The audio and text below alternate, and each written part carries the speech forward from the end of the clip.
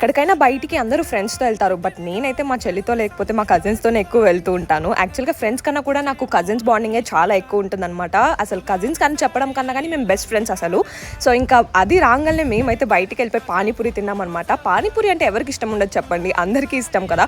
So వెంటనే పానీపూరి తినేసి ఇంకా దాని తర్వాత అయితే స్వీట్ పూరి కూడా ఆర్డర్ చేసుకొని తినేసామన్నమాట. అండ్ ఇవన్నీ కూడా స్నాప్స్ మా అన్నకు పెట్టాను, బికాజ్ వాడు మమ్మల్ని మిస్ అవుతూ ఉంటాడు, ఇంకా మిస్ చేయాలని చెప్పేసి.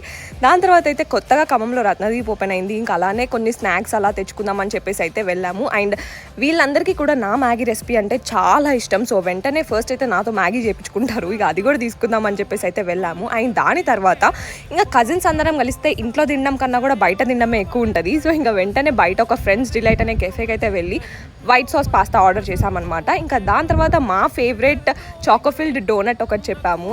మాకు చాలా అంటే చాలా ఇష్టం ఇది. సో మీలో ఎంతమందికి డోనట్స్ ఇష్టమో అండ్ మీలో ఎంతమంది కజిన్స్తో తిరుగుతారో కామెంట్ చేయండి.